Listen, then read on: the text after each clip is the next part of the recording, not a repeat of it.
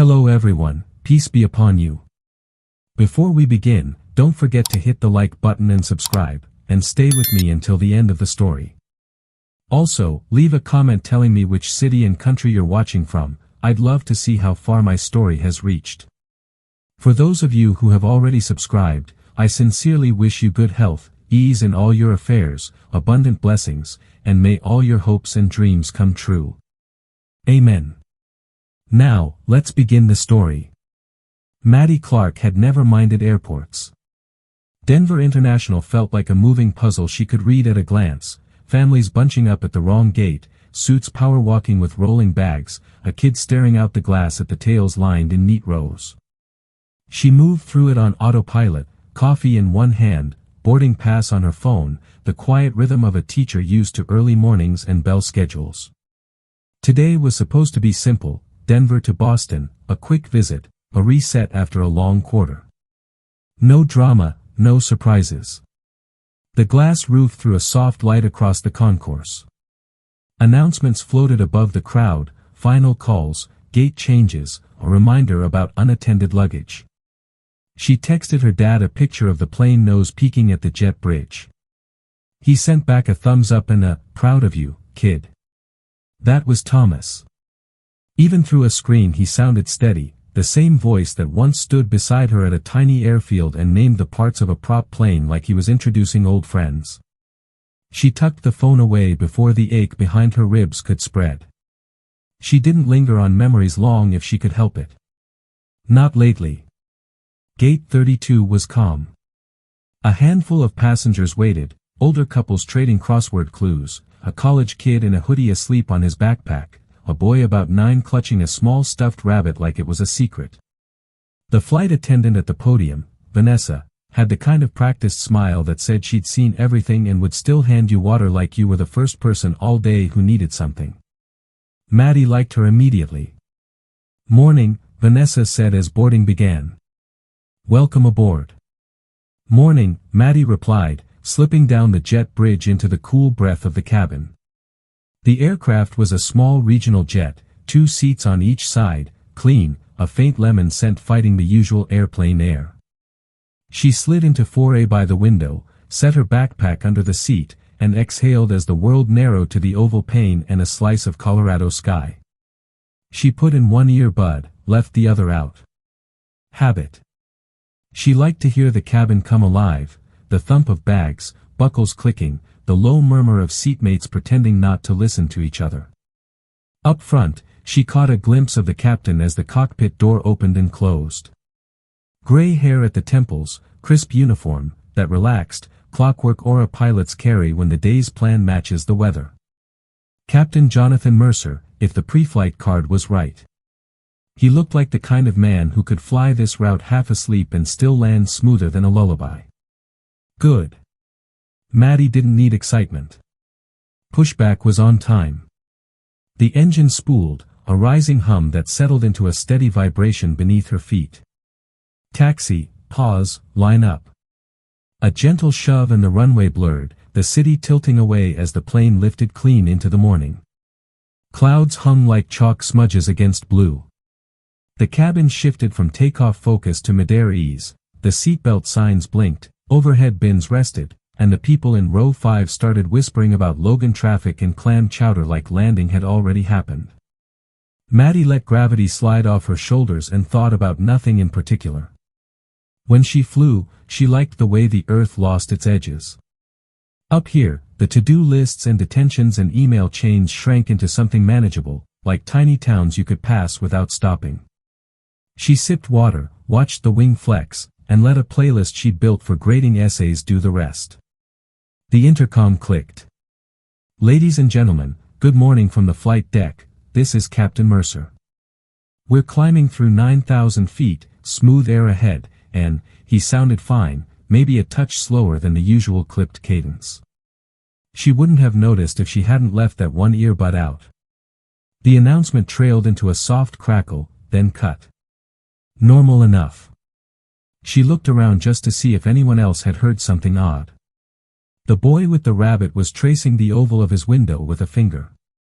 Vanessa moved down the aisle with water bottles, her smile still set, her eyes scanning the cabin for the little things that become big things if you miss them. "Water?" Vanessa asked at Maddie's row. "Thanks." Maddie took a bottle, the cold a relief against her palm. "First time to Boston?" Vanessa asked, the small talk that made time pass. "Not quite.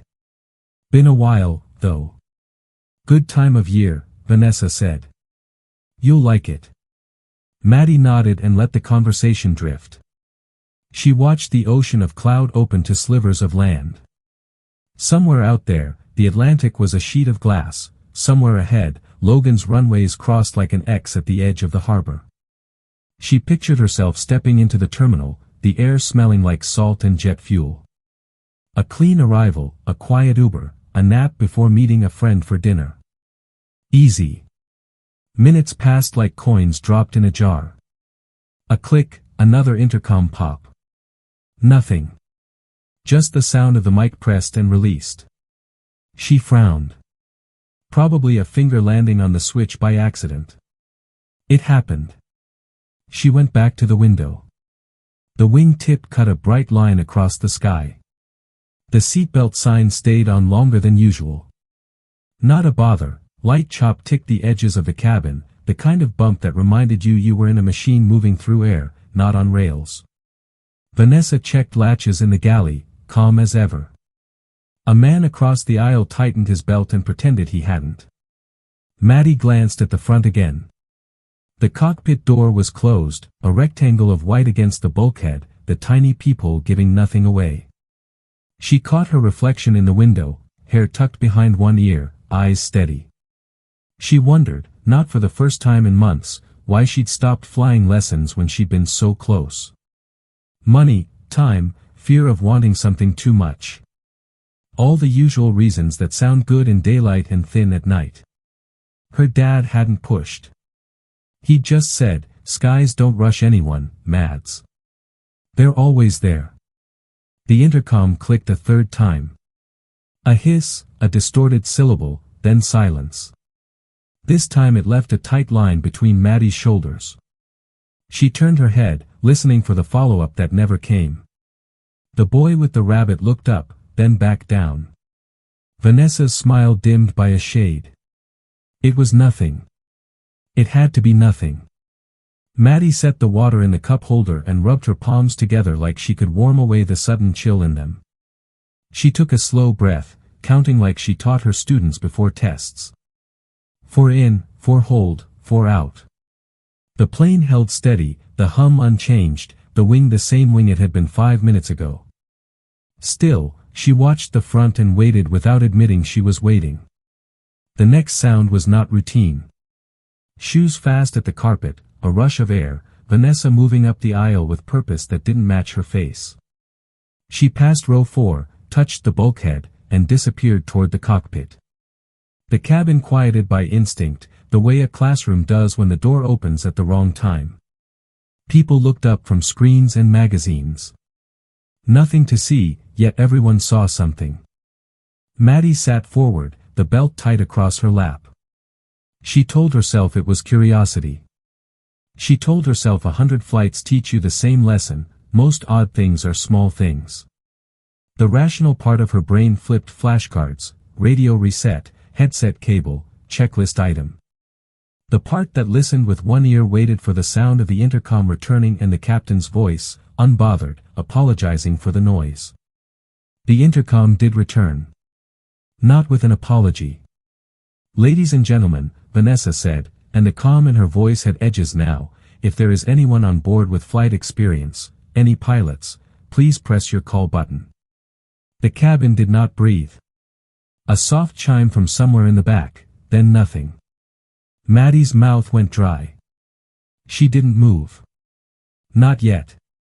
She counted 4 in, 4 hold, 4 out, and knew something ordinary had just slipped out of reach. The cabin had that strange hush that follows a surprise, no panic yet, just the feeling of a collective pause. Maddie felt it settle over her like cold air.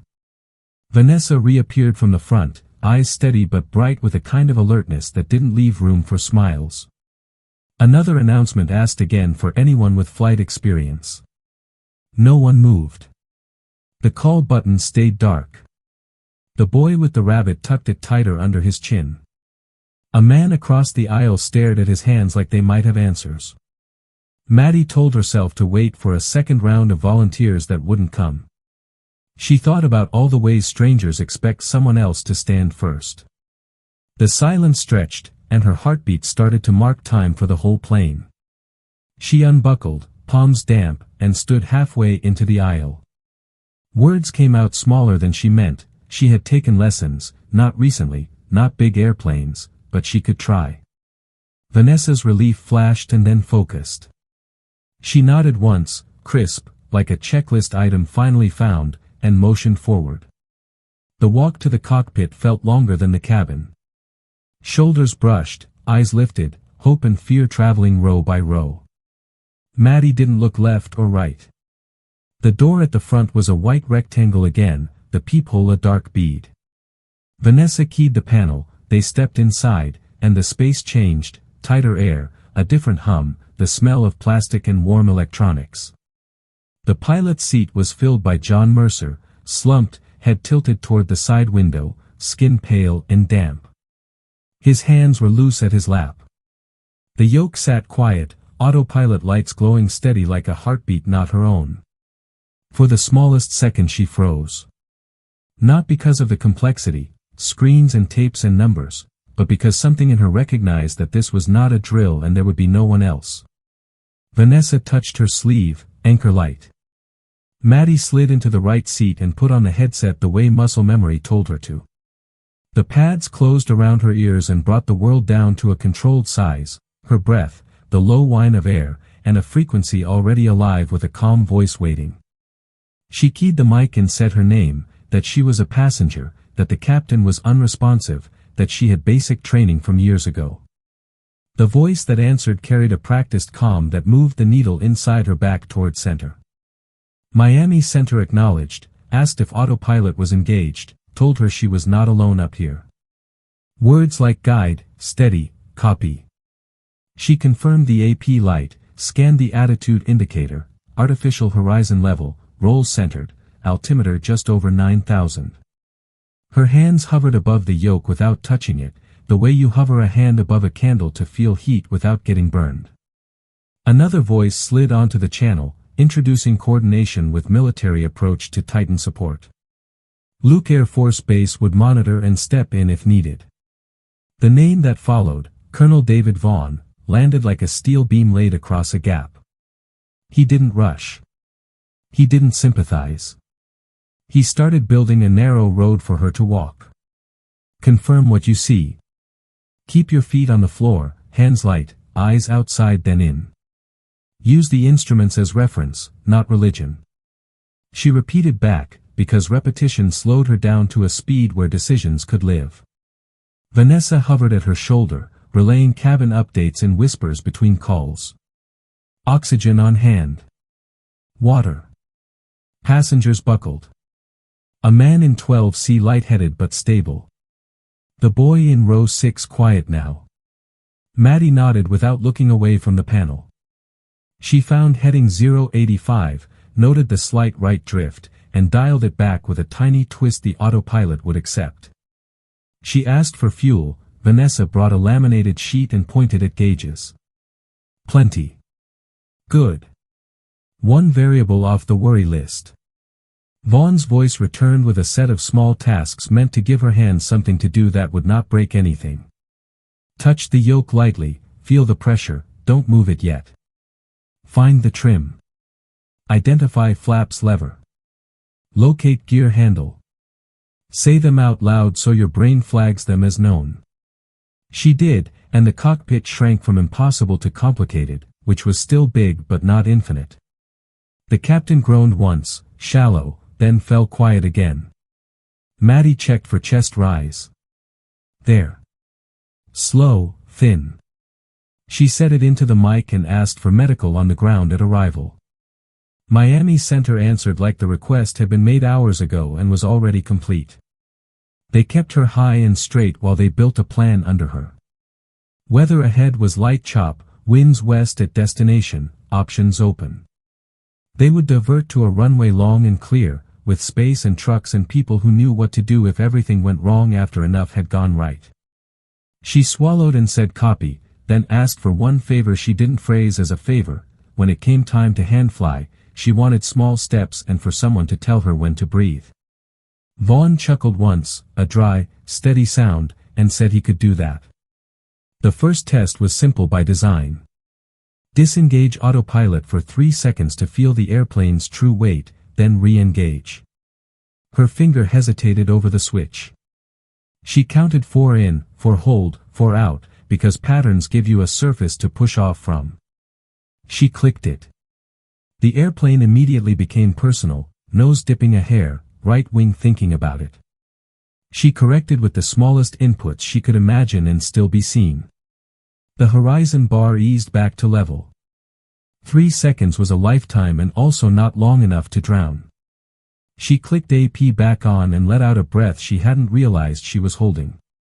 Good, Vaughn said, and she believed him because the word arrived unadorned. Miami handed her a heading change and the jet obeyed. Vanessa squeezed a shoulder blade and vanished to the cabin, a current running between 2 worlds that depended on the same thin layer of air. Minutes moved in measured beats. Maddie repeated the instrument names, scanned in a rhythm, attitude, airspeed, altimeter, heading, vertical speed, then looked outside at the river of cloud and back in again. She did not let herself think about later, about the flare, the runway lights, the final commitment where all the practicing stops and the landing is either a landing or a lesson you don't walk away from. She kept it here, one radio call, one switch, one steady breath at a time. When Miami passed her to approach for the field they'd chosen, the new controller's voice had that same calm, like a family of professionals who had trained together for a day exactly like this. An ambulance would meet them. Fire on standby. Runway priority. Wind readouts every few miles. Vaughn came back with descent planning in gentle numbers. Reduce power a touch, let the nose find a shallower angle, don't chase the altimeter, ride the trend. She did it all in slow motion, talking herself through it like she spoke to nervous students before a test. Here's the first line, here's the second, don't worry about the third yet. The cabin stayed quiet. She pictured every seatbelt locked, every hand gripping an armrest or another hand. She pictured Thomas at his workbench, the way he would look up at the sound of her voice if the radio in his shop could carry it across states. She pictured Chris smiling beside a hangar, sunlight on a jacket he loved. Not to hurt herself. To remind her that fear and love feel almost the same in the chest if you don't label them too fast. Prepare for vectors, approach said. Vaughn told her the next altitudes. The plan knit tighter. The sky in front of the windshield stopped being an idea and started being a path. And somewhere under the cloud, a strip of concrete waited with lights that would not blink first. Maddie told herself that certainty was enough for now. Approach fed headings like breadcrumbs across a white table, left to 070, descend and maintain 8,000, reduce speed a notch. She answered, copy, and moved with deliberate smallness, a fraction twist on the knob, a soft nudge on the throttles, letting the airplane settle instead of yanking it there. The jet responded in that slow, heavy way big machines do when you treat them like partners instead of problems. Vaughn's voice came back, metronome steady. We're going to set you up for a long final. More runway, more time. Say current indicated airspeed. She scanned, 120 knots, and repeated it clean. Good. We'll bring you down in steps. Don't chase vertical speed, think of it like walking down a ramp, not falling down stairs. She pictured the ramp in her head, gave the slightest pull to ease the nose, then trimmed to hold what she asked. The panel's logic began to line up with muscle memory that had been asleep for years. Vanessa slipped in, breath quiet, placed a second water by the pedestal, whispered that the cabin was strapped in and calm. Row 12's light-headed man had color back. The boy with the rabbit had stopped shaking. You're doing great, Maddie, she said, not like a cheerleader but like a colleague handing off the next step in a plan that had to work. Maddie nodded once and found the field in her mind again, long concrete, calm wind, 1,000 feet of room to fix small mistakes before they became big ones.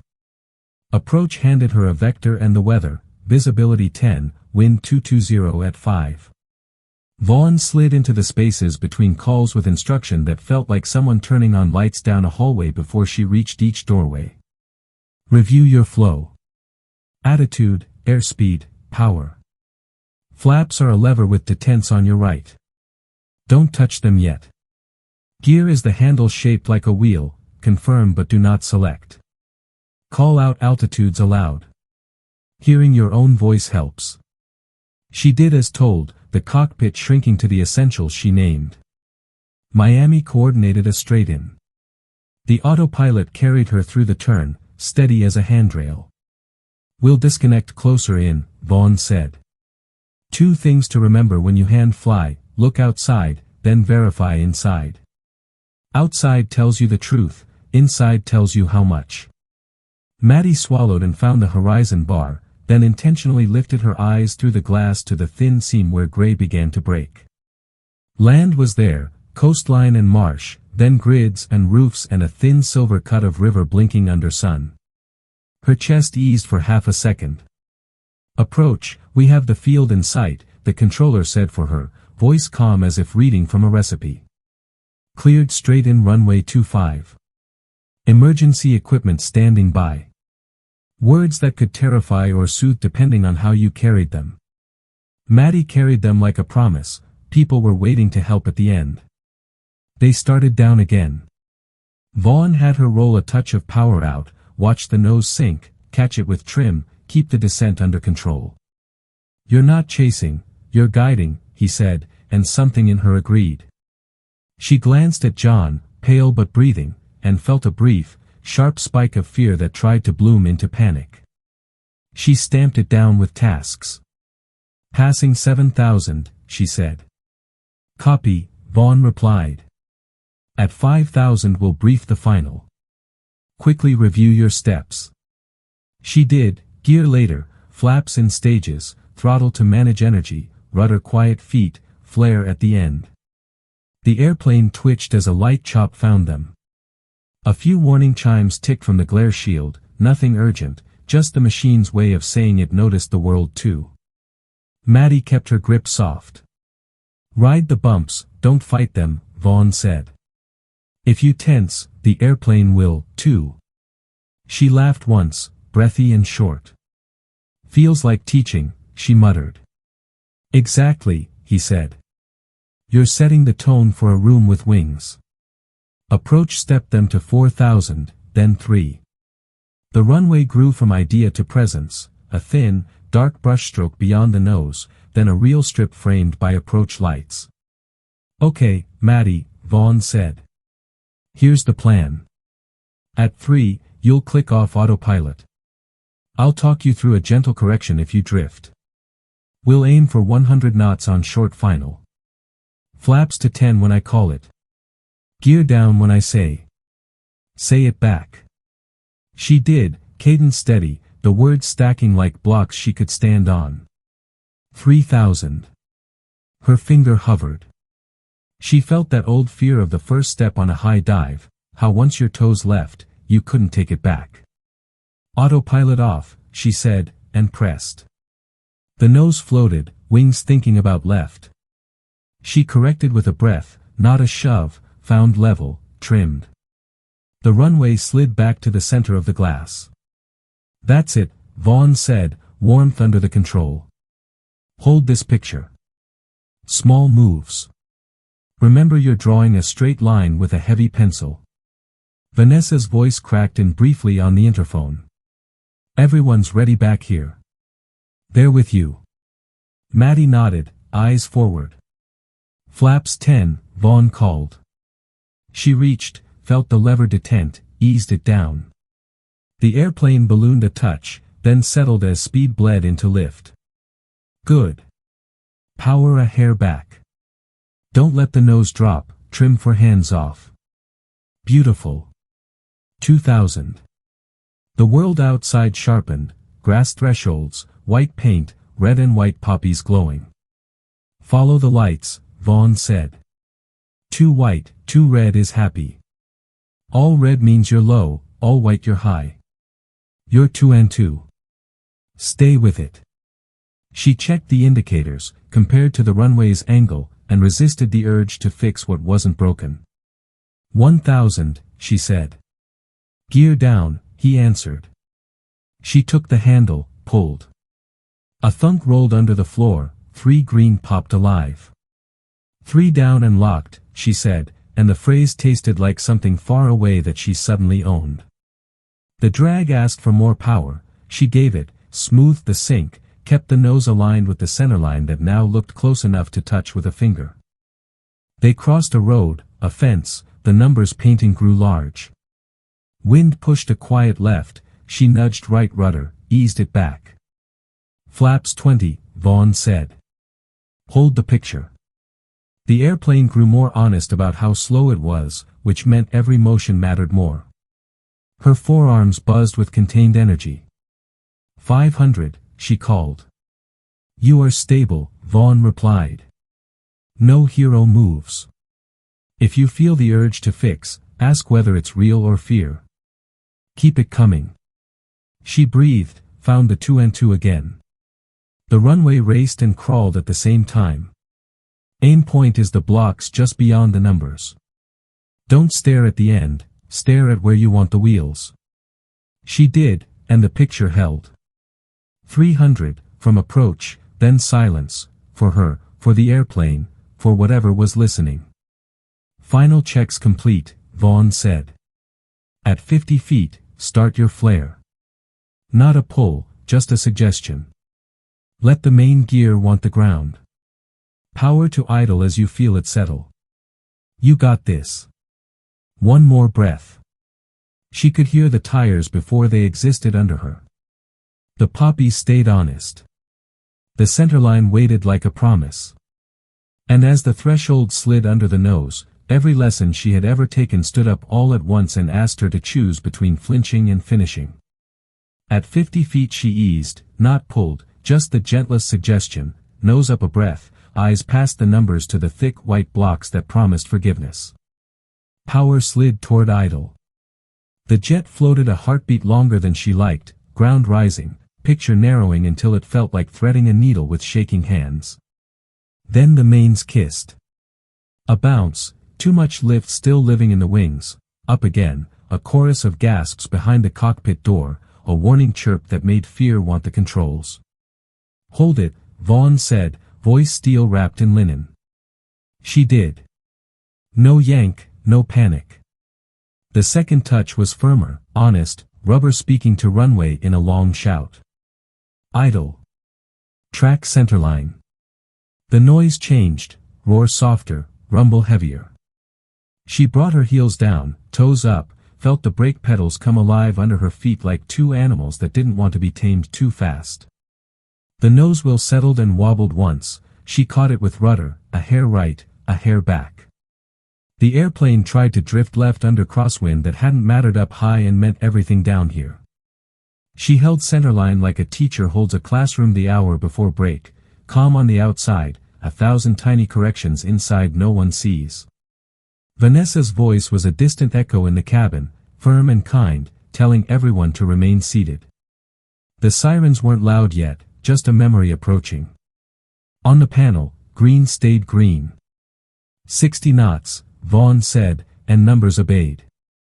Reverse wasn't her to use today, she used what she had, steady braking, no pulses, feeling for the point where friction becomes a friend and not a fight. The runway lights sped by, then slowed, then simply existed instead of streaking. The far fence stopped rushing and started waiting. A fire truck loomed larger at the edge and did not get large enough to matter. They rolled to a crawl that felt like a miracle wearing ordinary clothes. You have stopped, Vaughn said, as if narrating the fact so it would stay true. Maddie didn't realize she'd been gripping the yoke until her fingers ached. She let herself breathe in a full square, 4 in, 4 hold, 4 out, and listened to the silence that follows a storm. It wasn't pure silence. It was crying and laughter and someone clapping once like they'd forgotten how.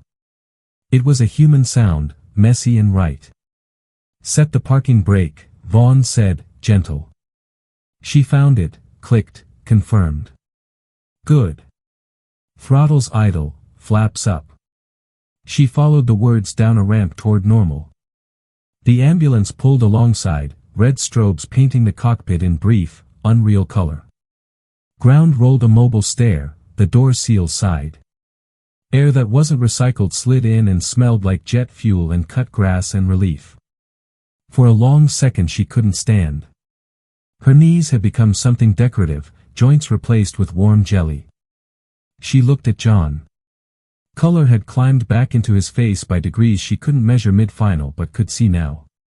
The shallow rise of his chest was steadier. Medical on the way, she said into the mic that had been a lifeline and now felt like a neighbor. Copy, someone replied, all gratitude tucked behind procedure. You did it, Maddie, Vaughn added, and he let the pride come through this time like sunlight at the end of a tunnel. The cockpit door opened to real voices. EMTs moved with practiced care, their questions short, their hands certain. One leaned into the right seat and met Maddie's eyes. You okay, ma'am? She nodded because no other choice made sense yet. Another reached for her hands, pried them gently off the yoke like easing a clenched fist that had been holding onto a ledge. You can let go now, he said, and it was a sentence she felt, not heard. When she stood, the world did a tiny tilt and then decided against it. Vanessa was there, mascara a soft tide mark at the edges, smile trembling into a laugh that almost became a sob. You brought us home, she whispered, the kind of whisper that seems louder than a shout because it lands where your spine meets your heart. Maddie wanted to say it wasn't just her, that it had been a dozen voices and 1,000 hands unseen, but the words tangled. She nodded instead, simple and true. They eased John out first, straps and careful angles, a team making a hallway where there wasn't one. Passengers stayed seated because someone who just lived through a thing understands rules in a new way. A man in row 12 pressed his palms together toward the cockpit like a prayer. The boy with the rabbit peeked around a seat back, eyes huge, then ducked back with a shy smile. Maddie saw all of it through a fog that felt more like landing than the landing had. Outside, heat shimmered above the concrete. Firefighters leaned against bumpers, exhaling the held breath of people trained for the worst who got to stand down. The tower's glass glinted.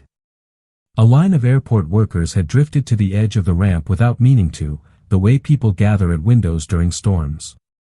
Some clapped. She looked down and realized her hands were shaking hard enough to blur her vision. She tucked them under her arms to keep them still, like cold, though she wasn't cold at all. Let's get you checked, an EMT said, already guiding. Maddie nodded again. She stepped into the aisle and the airplane became the longest room in the world.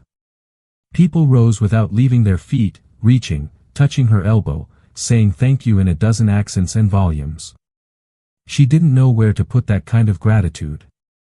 She took it and set it carefully somewhere near her ribs where it wouldn't spill. At the galley, Vanessa squeezed her hand one more time. I'll see you inside, she said, and the promise in it held. The ground felt strange under the stairs, a texture she knew and didn't. Sunlight hit her full. Cameras were far away behind a cordon, not yet pointed here. The trucks were louder outside than they had been in her head. The smell of hot brakes and rubber scuffed from new tires mixed with the sweetness of grass and the metallic cool of early afternoon. She looked back once. The airplane looked ordinary again, a regional jet that had done what it was supposed to do. Only the small swirl of lights and people made it remarkable. That felt right. Heroics, if that's what this was, should end with something that looks normal from a distance. Up close is where you keep the truth. On the ramp, a radio crackled near her shoulder.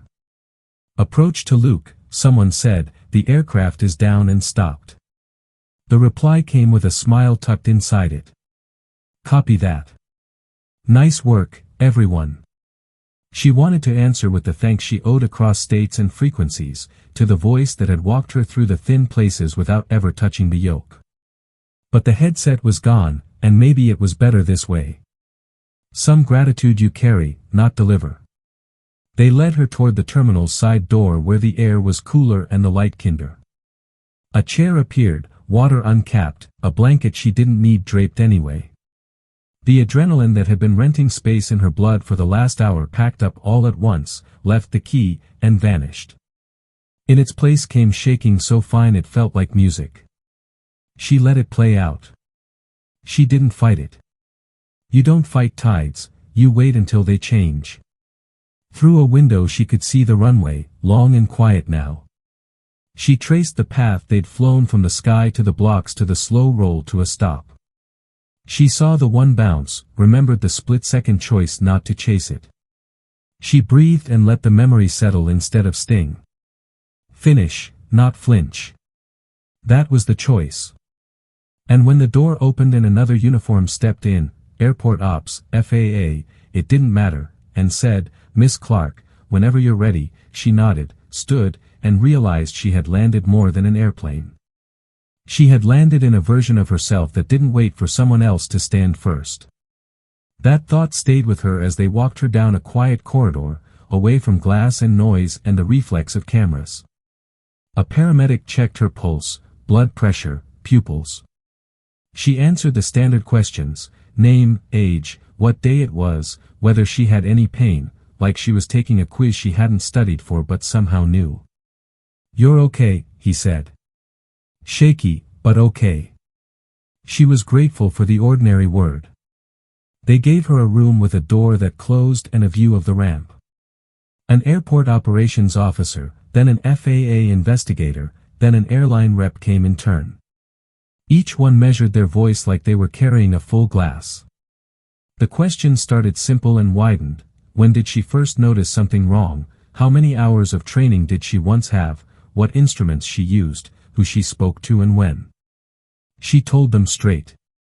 She didn't dress it up. She didn't downplay it. She said Captain Mercer had been breathing, that Vanessa had read the cabin like a map, that the voices on the radio had built a bridge when there was nowhere to step. The airline rep offered water, a blanket, and later a ride.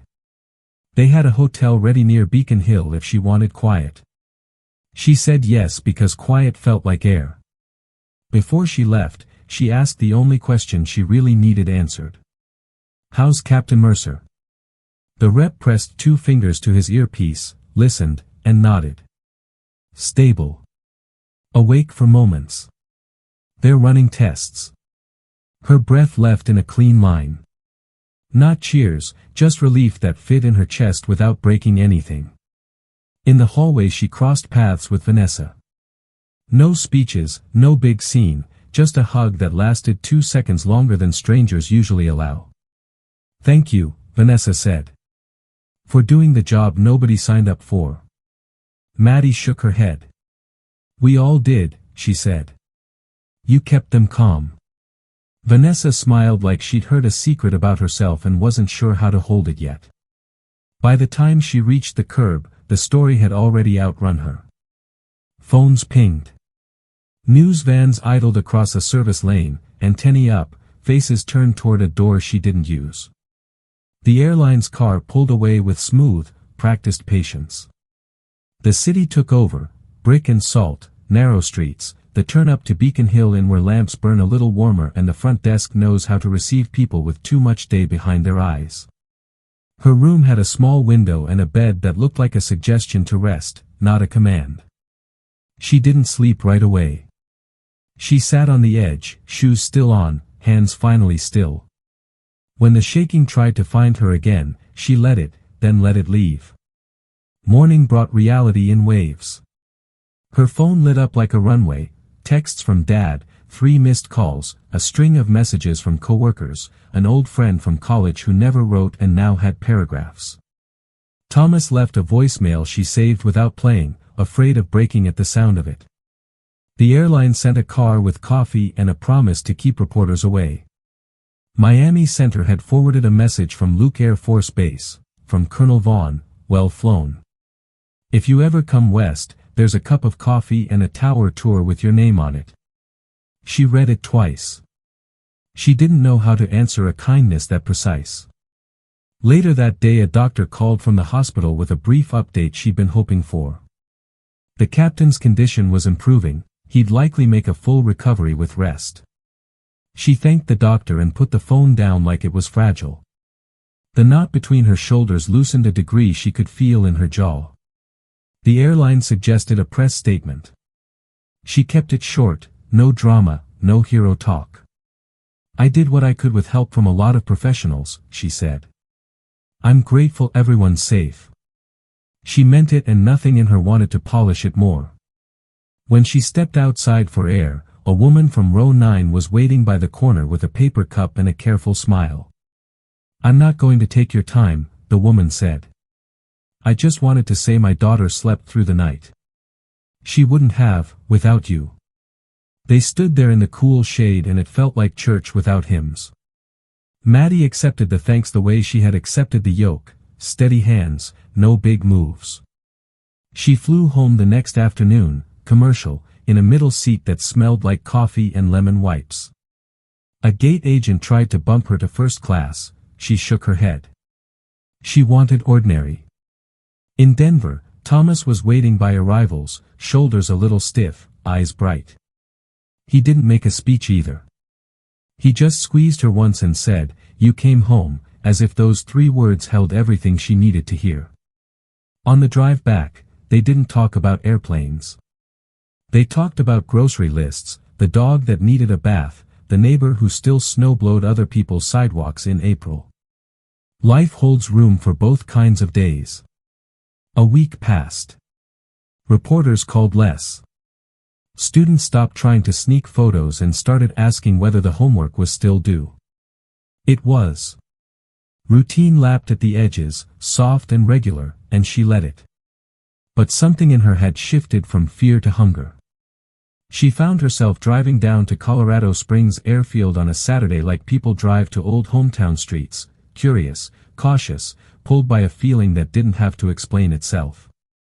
The hangar smelled the same as it had the first time she walked into one, a mix of fuel, dust, rubber, and sun-warmed aluminum. A flight instructor with calm eyes and a bald cap met her at the desk. He didn't make a big deal of her name. We'll treat you like any returning student, he said. We start with pattern work.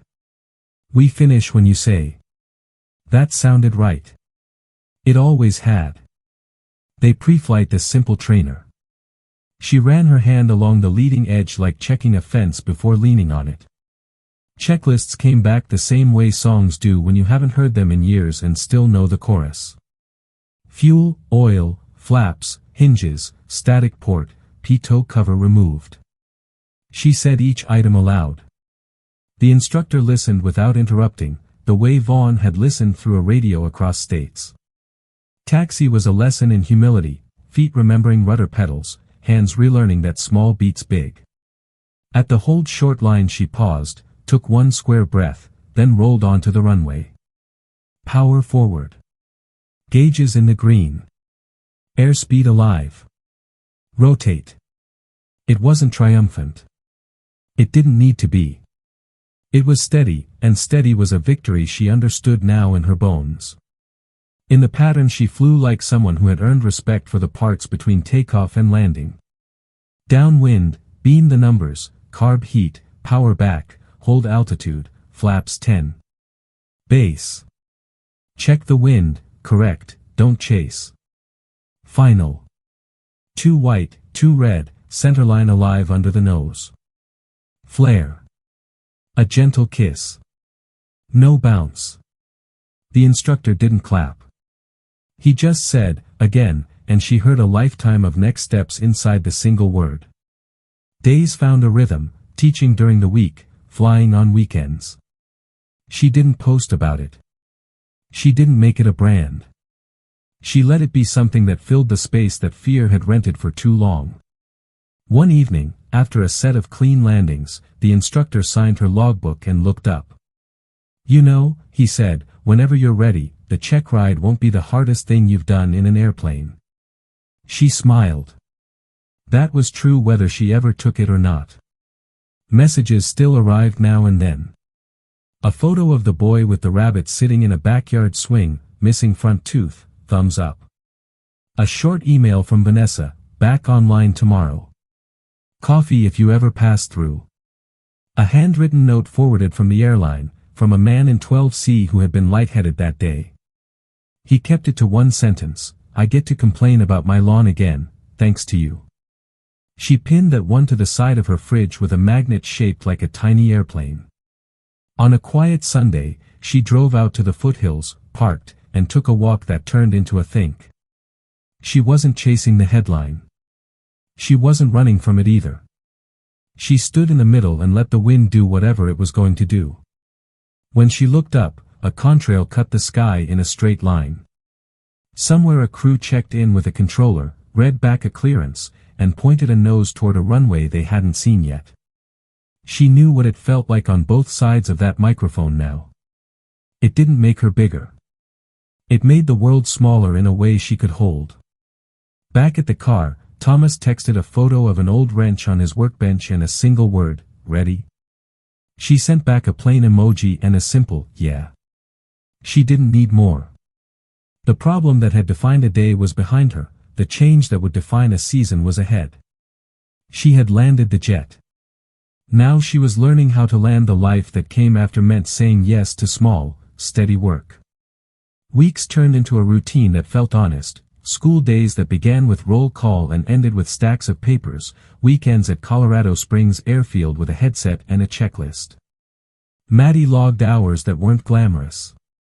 Pattern work, slow flight, stalls recovered by the book. She found comfort in repetition: taxi, run up, take off, turn crosswind, turn downwind. Not a victory lap, just practice. The instructor treated her like any student, notes in the margin of each lesson, a nod when something clicked. The headset's hum started to sound like quiet, not pressure. At home, life held its shape.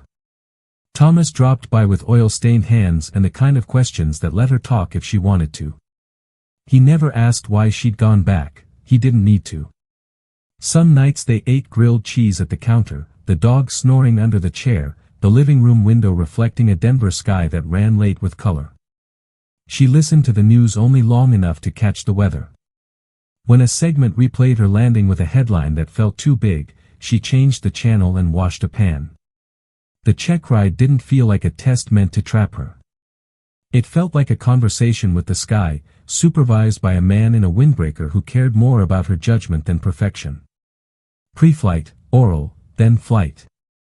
She stumbled on a question about electrical systems and corrected herself out loud. In the air, she flew the maneuvers like she'd written them on the inside of her eyelids. On final she heard her own voice say, too white, too red, as much to the examiner as to the small fear that always tried to show up at the end. The wheels kissed, no bounce. Back at the ramp the examiner signed the temporary certificate with even strokes. You're a pilot, he said, like he was handing over a set of keys she'd earned one small decision at a time. The license didn't change everything, it changed enough. She framed the paper and hung it where only she would see it every morning. She booked time in a modest Cherokee with sun-faded paint, the kind of airplane that forgives a human pace. The first solo cross-country felt like threading a needle from memory, checkpoints, time en route, a radio handoff that clicked without nerves. Back home, she sat in the car a long minute before going inside, the silence of the cabin still in her bones. Not triumph. Peace. The letter came from the FAA a month later, thick paper and formal words. There would be a ceremony in Washington, a recognition for civilians who acted with courage. She nearly said no. She wasn't sure what to do with a stage. Thomas didn't push. He just asked, would it mean something to the people on that airplane to see you there? That was the right question. She said yes. Washington was cool and bright, flags neat against a clean sky. The hall was larger than anything she'd want to speak in, but the faces were ordinary. In rows near the middle, she recognized Vanessa before Vanessa saw her. They laughed in the quiet way people do when relief catches up. In a side room, Maddie shook hands she'd only known as voices. A Miami controller, another from Approach, a liaison from Luke who said Colonel Vaughn sent his regards and a promise to call later. The phrase, "well flown," found her again, not a compliment so much as a handshake between professionals. When they called her name, she didn't hear the rest of the sentence. She walked, took the medal because that's what you do when the thanks belongs to a team that can't all fit on a stage. She didn't give a speech about fear or destiny. She kept it simple. She said help matters, and practice matters, and that she did not do the extraordinary alone.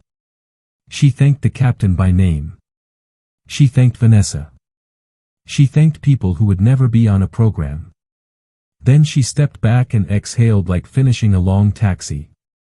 Afterward, in an anteroom that smelled faintly like old books, a man stepped forward with a careful smile.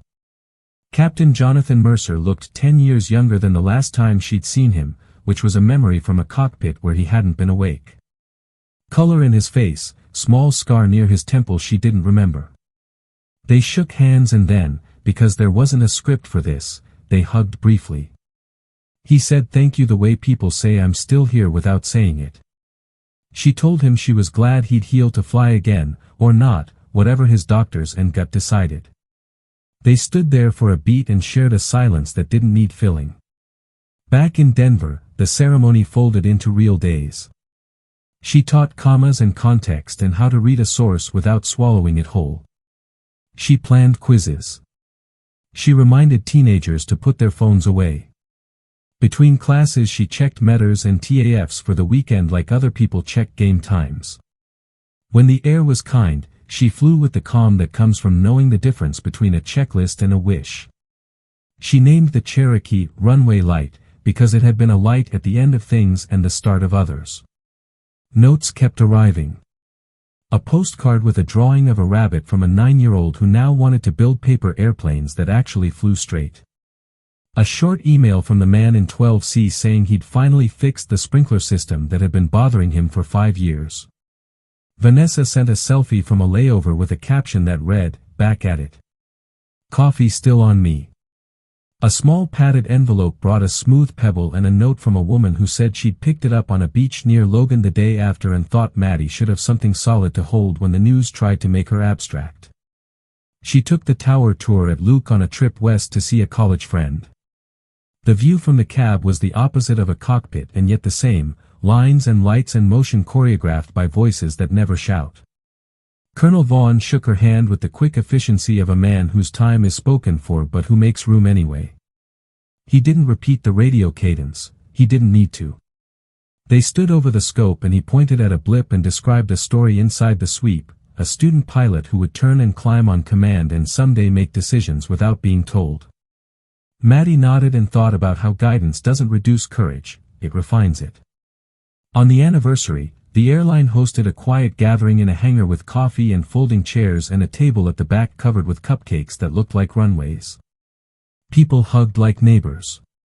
Someone had printed a photo of the jet on the ramp that day, it looked small under a big sky. Maddie signed a program for a kid whose hands shook with the seriousness of the moment. She wrote, "Practice small bravery every day," and hoped he knew that counted. Later that night, she flew a short hop at sunset. The front range wore a band of gold. On climb out she felt the tiny lift of cool air at the edge of day, the way airplanes feel seasons. Level at pattern altitude, she turned downwind and caught her breath at the view she'd already seen 100 times. It still reached her. She ran the checks, turned base, turned final. 2 white, 2 red. Centerline. Flare. The wheels rolled on smooth. Taxi back. A wave to a line guy who'd probably wave back in 50 years the same way. She parked, shut down, and sat in the quiet cockpit a minute longer, hands resting where they had learned not to grip. She thought about how the story had started in a seat 4A on a morning she thought would be easy. She thought about silence over an intercom, about a call button that stayed dark, about a voice in her ear that built a bridge out of air and calm. She thought about faces in a cabin she could still place by row and angle, about how gratitude had a weight you carried, not a debt you paid. When she climbed out, The ramp was cooling, lights coming up one by one like they had a schedule. She tied down the airplane with good knots and better habits. Thomas texted, just a question mark and a plane emoji. She sent back, down safe. It wasn't poetry. It didn't need to be. On the drive home, a commercial jet crossed above, gear down, on final into Denver. She rolled down the window and listened for it like you listen for a train at night. The sound was big and then smaller. Somewhere in that cockpit a crew was doing what crews do, checklists, callouts, hands steady. Somewhere in that cabin a passenger was relearning how to breathe through turbulence. Somewhere in a tower a controller watched the screen and said, cleared to land, like a benediction. Maddie didn't believe in turning everything into a lesson. But if there was one, it lived in the space between fear and focus. You don't become fearless. You get good at being scared and useful at the same time. You ask for help and you listen. You practice when no one is watching so you can act when everyone is. And when the moment comes, you stand, not because you want the story, but because there's a job no one else is taking and you can. Home was ordinary and perfect, a porch light, a dog's nails clicking on wood, a father humming under his breath while he wiped a wrench for the third time. She hung her jacket, set her keys in the dish, and let the day land. The medal lived in a drawer. The license lived on a wall. The sky lived where it always had, above everything, waiting for whoever was willing to meet it halfway.